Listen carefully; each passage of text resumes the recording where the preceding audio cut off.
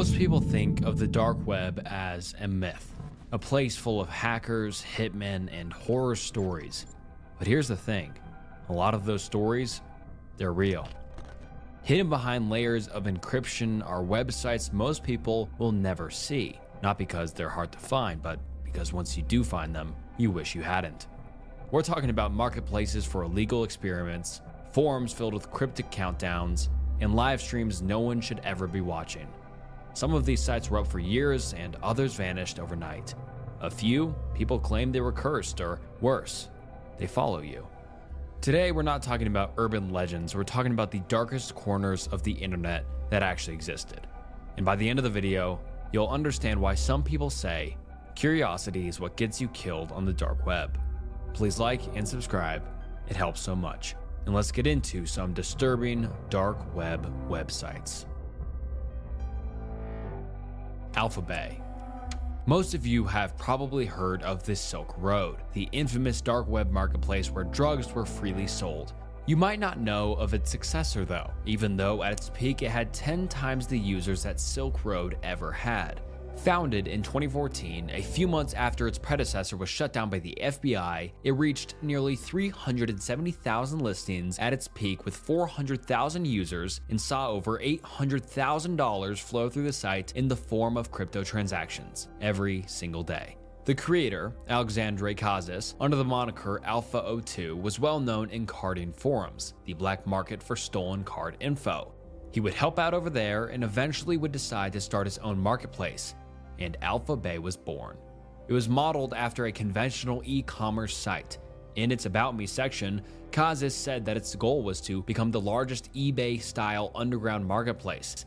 He was well aware of the illegal activities he was facilitating and even advised vendors on how to avoid law enforcement. He charged each vendor a fee so they could sell on his site and charged a commission on each transaction, around 2 to 4%. A staff on payroll helped him maintain the site, which included a security administrator, D Snake, who had similar access as Alpha02, several monitors who could help refund Bitcoin, scam watchers who would look out for phishing attempts, etc., and even a PR manager who would manage outreach by posting on Reddit and other public forums. However, just like Silk Road, it would fall too. And for the same reason too. Laughably sloppy security. When Alphabay was launched, an associated forum was launched to allow customers to discuss. When you signed up, it asked you for an email for password recovery. And to that email, Alphabay would send an email, welcoming them. Sounds like a good idea, right? Customers should feel welcomed after all, except for the fact that the email address that sent these emails was actually Casas's personal email. Whenever you wanted to reset your password, you would also get an email from the same address. Obviously, law enforcement very easily found out who owned it. Casas's name and date of birth was revealed, and his LinkedIn profile showed that he worked at EBX Technologies. EBX Technologies was supposedly a web design firm, but its website was barely functional itself, not a very good first impression for potential customers. In fact, as you may have guessed, it was a shell company to manage his crypto holdings and liquidate them without too much trouble. Currently, the website displays this message. Following the sudden death of Mr. Alexandre Casas in July 2017, CK acquired a portion of the assets of EBX Technologies. If you are a company or an individual who has done business with EBX Technologies in the past and have pending work or other needs, please contact us at your convenience. We would be delighted to meet you and discuss how we can help. We look forward to hearing from you. When it comes to the company that supposedly purchased the assets of EBX, CK is a very unique web design and development website. There's a chance that EBX Technologies did service web development for clients. They soon found out that Casas was living in Bangkok, Thailand.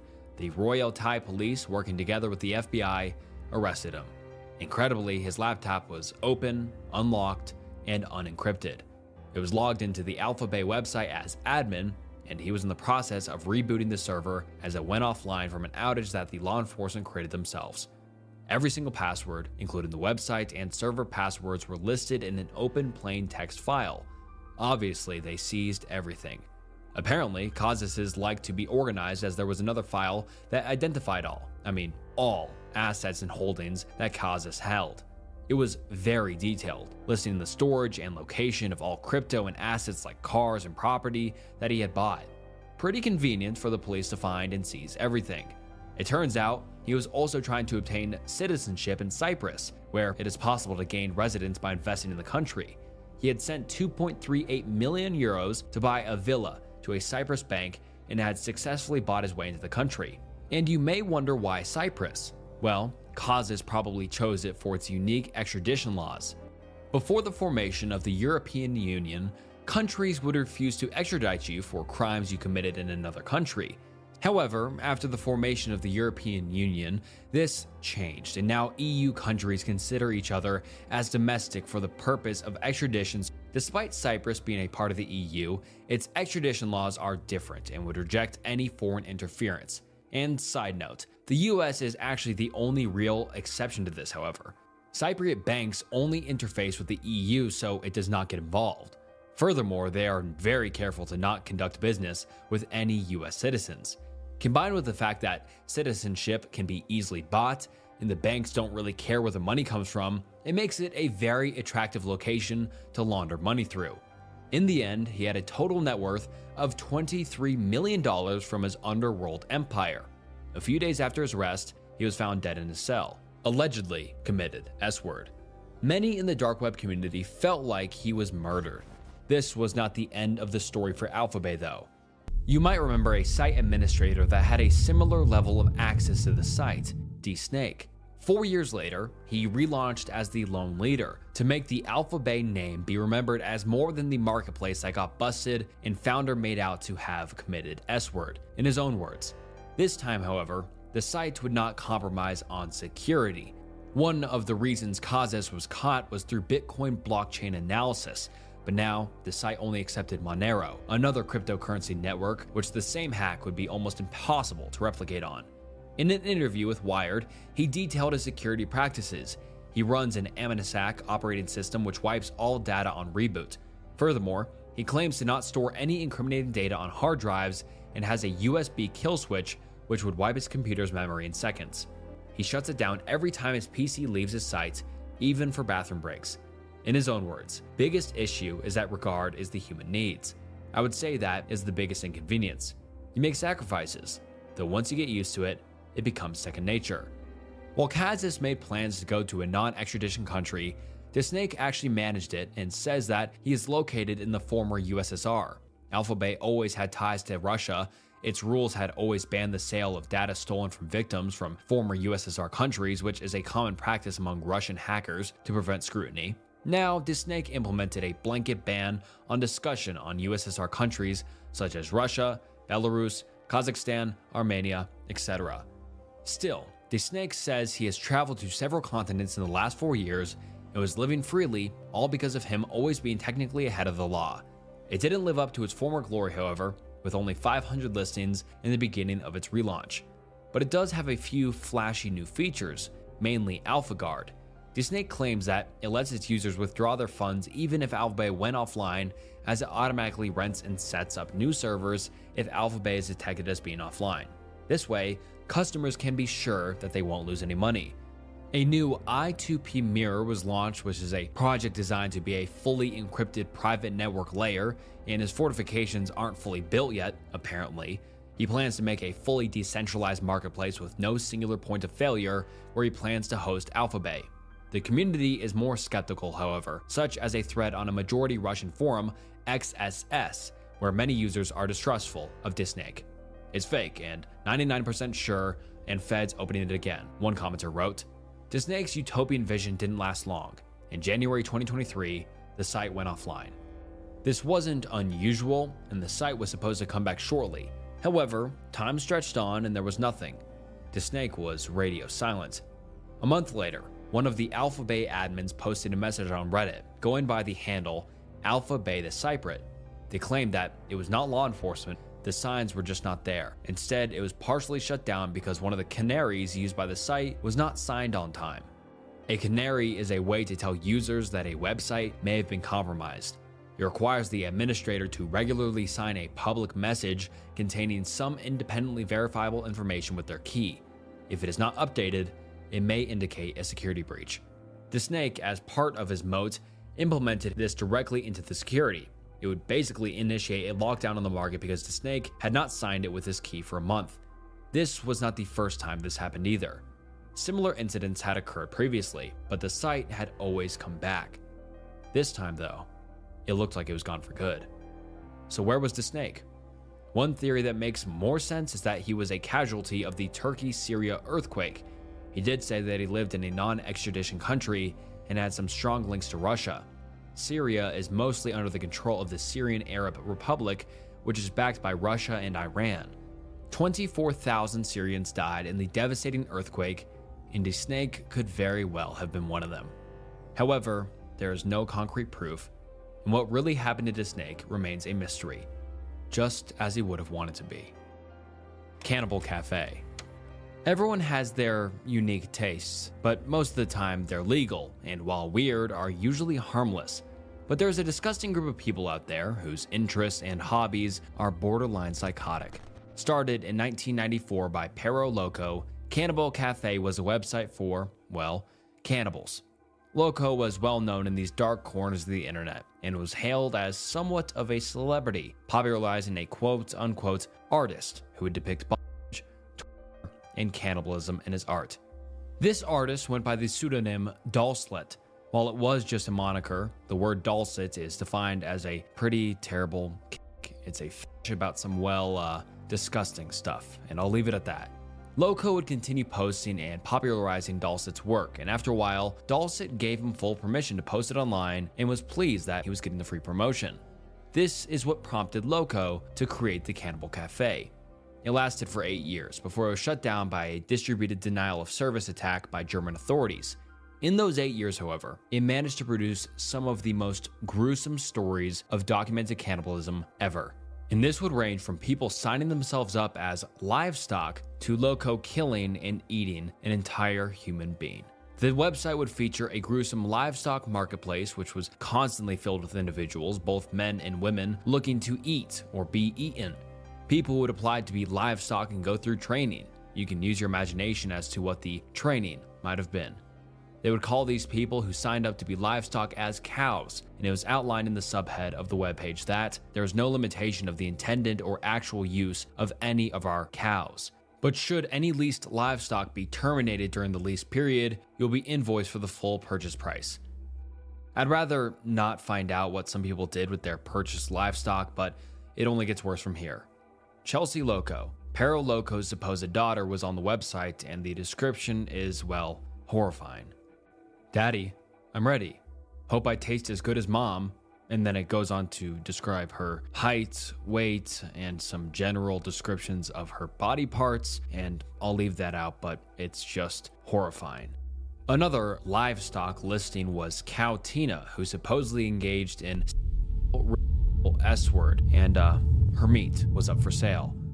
Cannibal Cafe wasn't only for genuine savages who wanted to own and sell humans to eat or do even worse things with, but it had several other branches.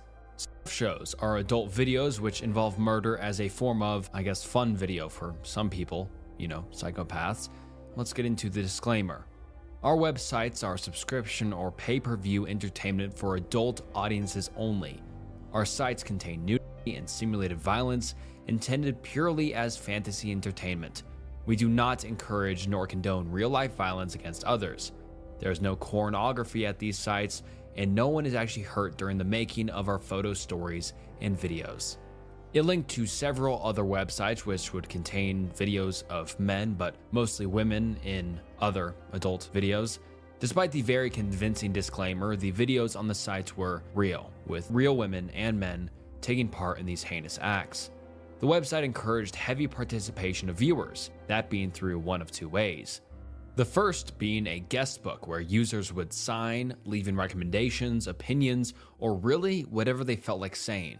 This guest book had a concerning amount of sign-ons, each with increasingly concerning messages. Great site.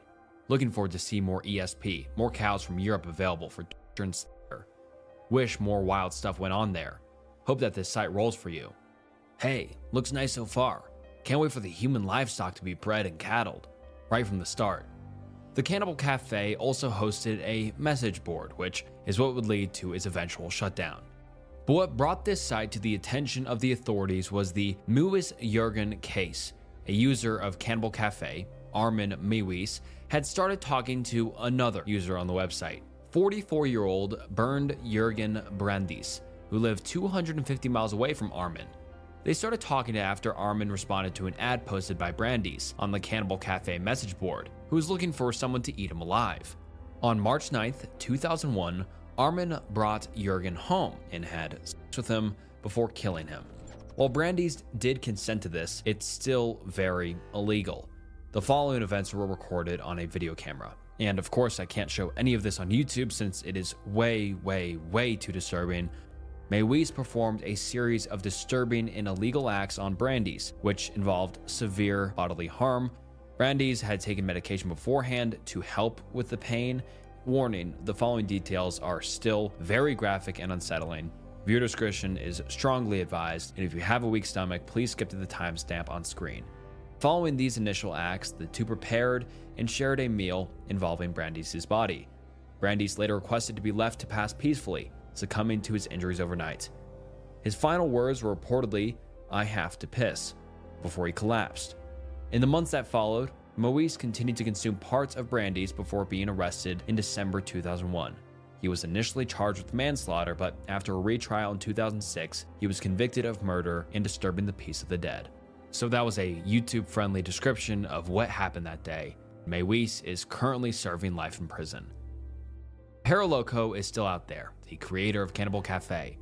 After posting an announcement on the message board reading, "I am in the process of putting up an all-new website, which is called..."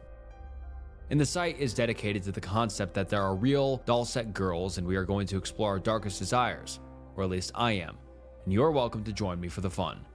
One thing in particular that I'm going to do is set up a photographic diary, or logbook if you will, following the progression of our doll-set girls from the relative innocent submissive through training as the ultimate submissive to cattle status and ultimately to meat on the table. In addition, the site will feature my entire collection of doll set art and doll set style art, as well as photographs, both real and Memorex. We already have at least one real doll set girl and of course, are looking for more. I'm sorry that I haven't been keeping up on the posts here in this forum. I'll try and do better. I'm wondering if Terry is interested in becoming a real doll set girl, since I know that most of you would love to see photos of her training and what follows. By the way, the best way to reach me is always via email. I can be reached through either of my addresses, which are... Thanks for your attention, Paraloco. This website is still up and running, the one that he recently created, but I will not say it, and don't go looking for it. Big disclaimer, do not go looking for this website. This is still an active forum site and has a very extensive registration agreement. The agreement does have some interesting and concerning aspects to it though. The first paragraph says this: you agree through your use of this forum that you will not post any material which is false, defamatory, inaccurate, abusive, vulgar, hateful, harassing, obscene, profane, sexually oriented, threatening, invasive of a person's privacy, adult material, or otherwise in violation of any international or United States federal law. The website will force you to provide your legal, legitimate information. After you register and log into this forum, you'll be able to fill out a detailed profile. It is your responsibility to present clean and accurate information. Any information the forum owner or staff determines to be inaccurate or vulgar in nature will be removed with or without prior notice. Appropriate sanctions may be applicable. And if for any reason they're finally caught, they politely inform you that they will outright leak your personal information. You remain solely responsible for the content of your posted messages.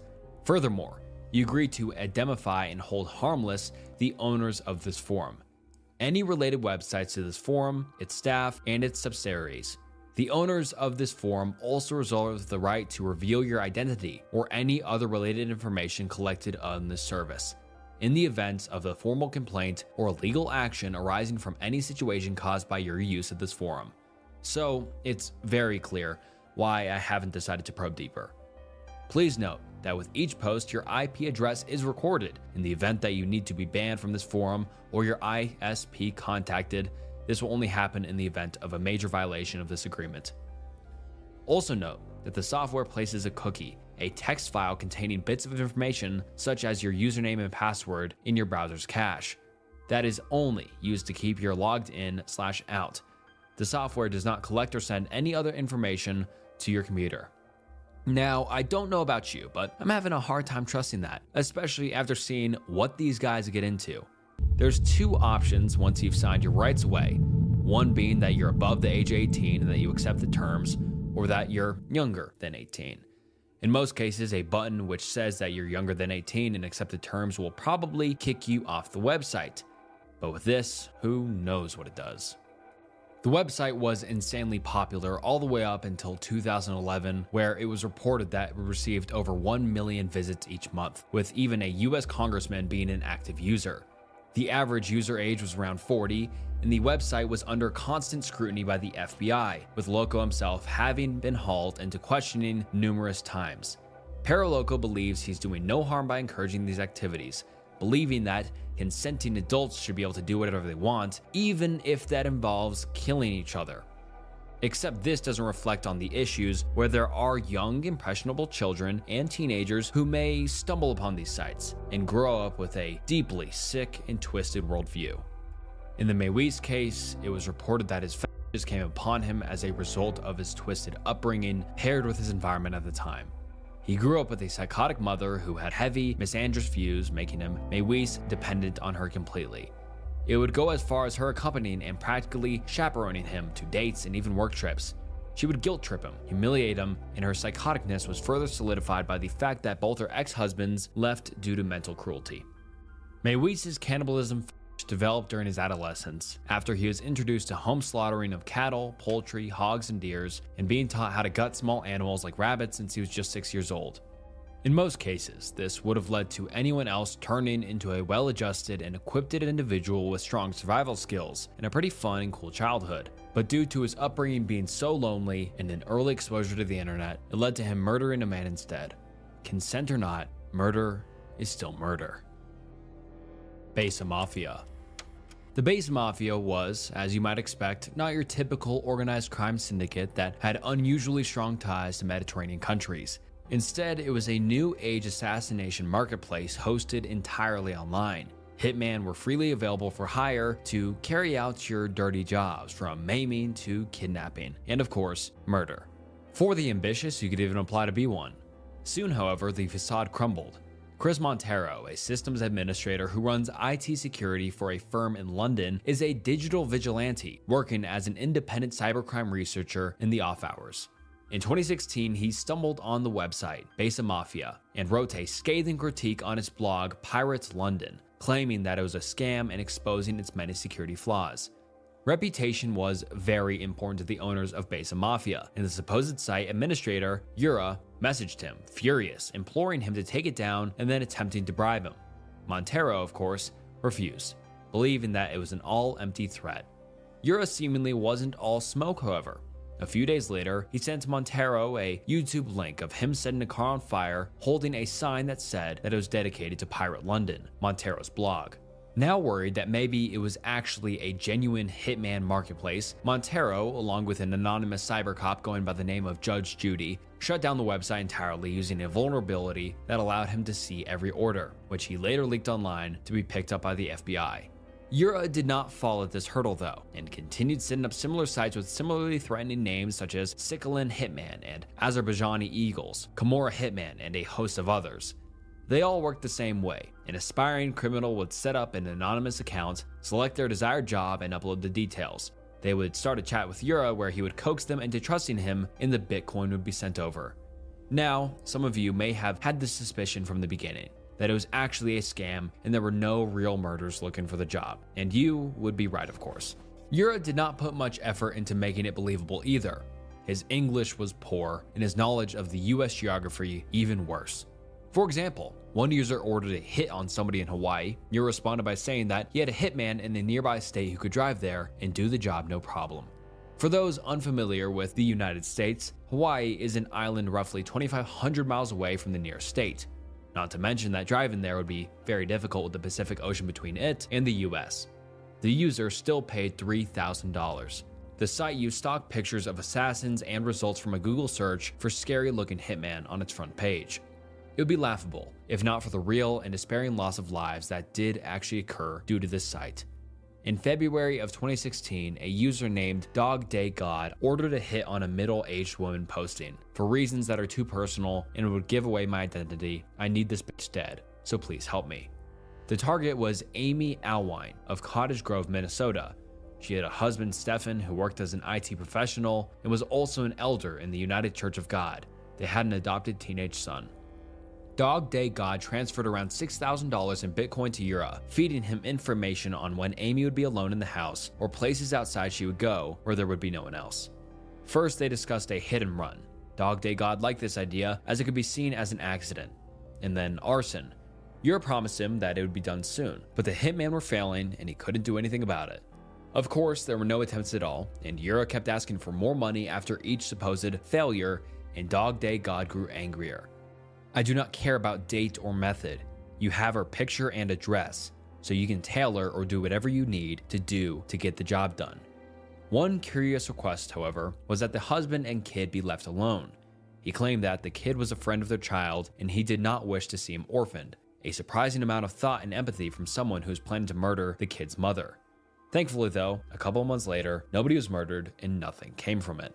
Another hacker by the name of BRSPD broke into the website and dumped all the chat logs online in May of 2016.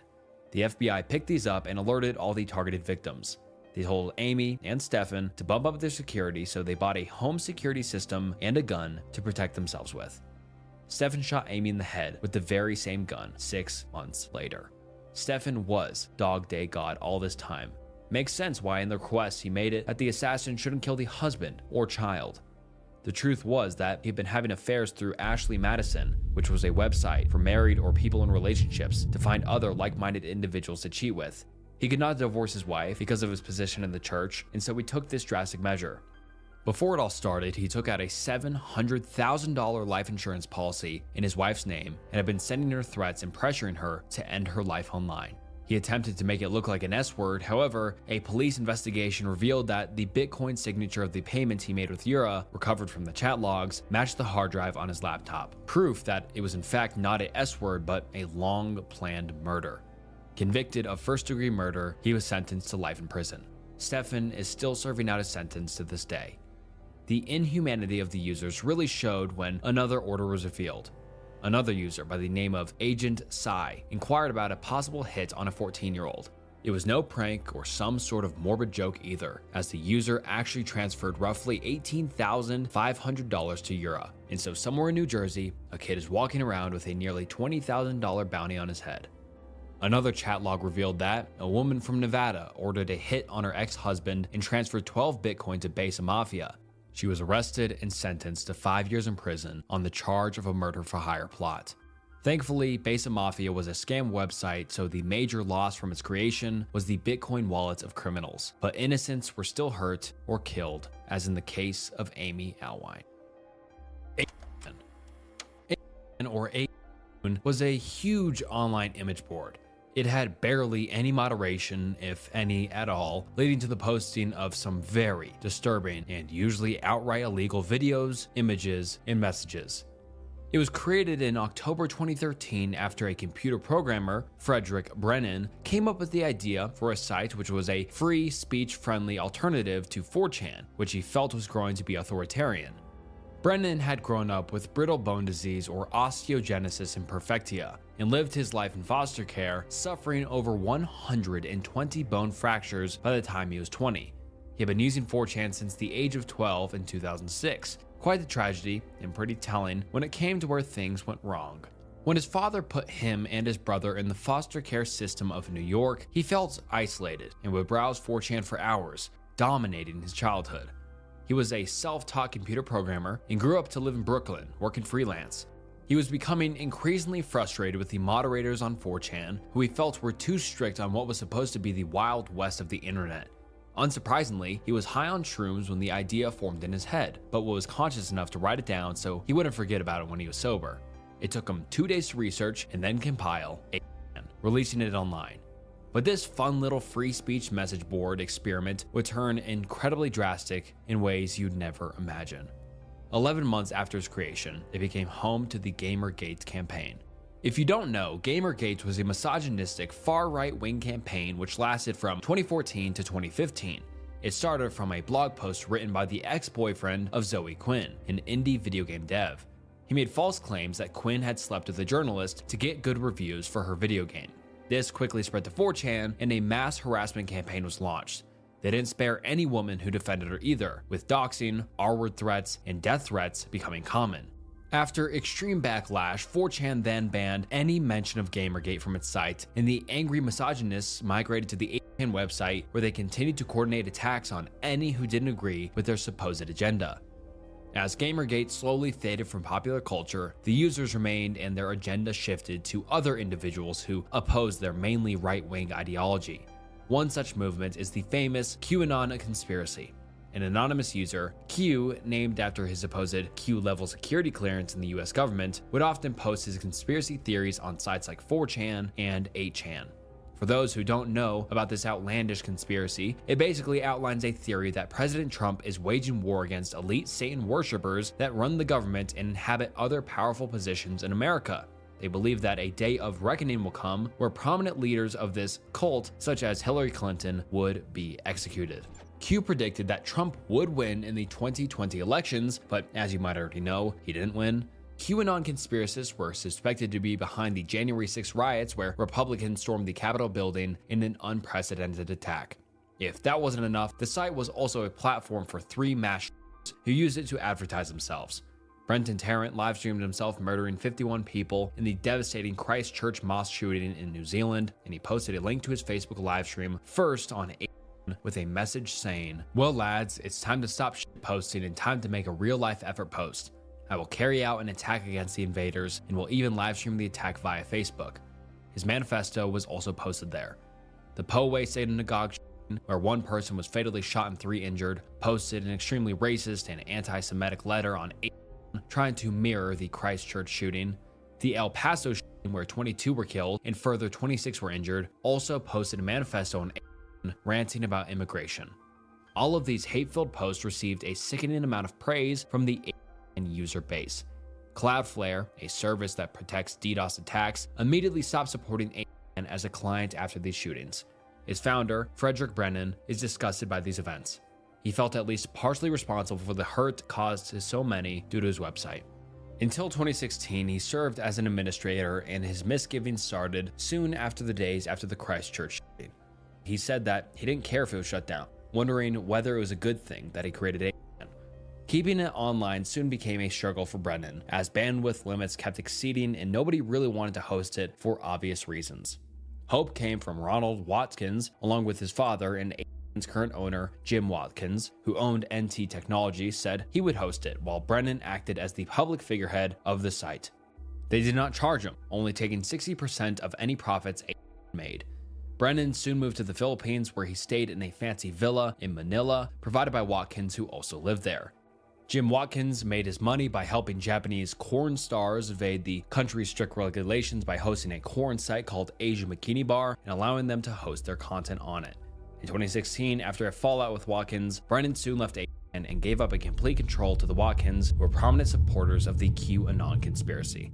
After Cloudflare took down their services, the site rebranded to 8chan and relaunched through a Russian host known for enabling cyber criminal activity. But its return was brief until a Vancouver-based software company, Vanwa Tech, started providing services to 8chan. Vanwa Tech is known for hosting a variety of far-right and neo websites such as the Daily Stormer and Kiwi Farms, a website responsible for multiple S-words in the online community. While Brennan now be appalled at what his vision had become, it is too late to salvage anything of 8chan, or now 8chan, as it becomes the home for the extremist far right and has a reputation so bad it leaves a bad taste in your mouth every time you talk about it. Rotten.com. You might all know about LiveLeak, the infamous internet forum where you could see things you really shouldn't see. But before that, in the beginnings of the internet, there was Rotten.com. The internet only became mainstream a couple years prior, with easy access being available to the public. Founded in 1996 by a developer only known as Soylent Communications, its ideology was heavily inspired by the First Amendment. At a time when internet censorship was becoming a bigger worry, Rotten.com wanted to prove that censorship was unethical and wrong and serve as a haven for free speech of a most controversial nature, in the developer's own words. It was the OG shock site. Blood, gore, and extreme graphic violence were all too common on this site. It first gained notoriety when an alleged picture of Princess Diana's fatal crash was posted on the site and traffic spiked. It was later proven to be fake, but now the site was in the public's eye. Tupac's autopsy was featured on the site, along with other high-profile crime scenes, such as the murder of Nicole Simpson and Ron Goldman. It was one of the first media outlets, if it can even be called that, to cover the 9/11 attacks, and had the most videos on 9/11 jumpers. If you don't know what a 9/11 jumper is, it's pretty horrifically self-explanatory. Rotten.com had the most footage of these jumpers, as regular print and digital media had buried and or censored it out of fear that it was simply too much, too gory, or too harsh. And by the accounts of some people, it may have been for the best. I was a photo editor at Monthly Magazine in New York City on 9/11-2001. Later that week, I had to edit photos from Getty Images for usage in the magazine, the raw footage that was only accessible to publications that paid for the service. I have never forgotten the images of the jumpers. The photos were clear, and you could see their faces. It was horrific, but even worse in every shot. The woman jumped holding the hand of another woman. The men were always alone when they jumped. I remember crying at my computer as I'm typing this post. Their faces were so clear that a family member could definitely recognize them. The second day, I was so upset my editor-in-chief sent me home. Those posts still exist in the Getty archives. I have never forgotten those horrific photos. This shot was a trigger that I had repressed. I still remember the smell of the city as I walked home from Midtown to Brooklyn with millions of others in a daze. Soylent justified this gruesome content by saying that if you wanted to censor the site, you have to censor medical texts, museums, and libraries.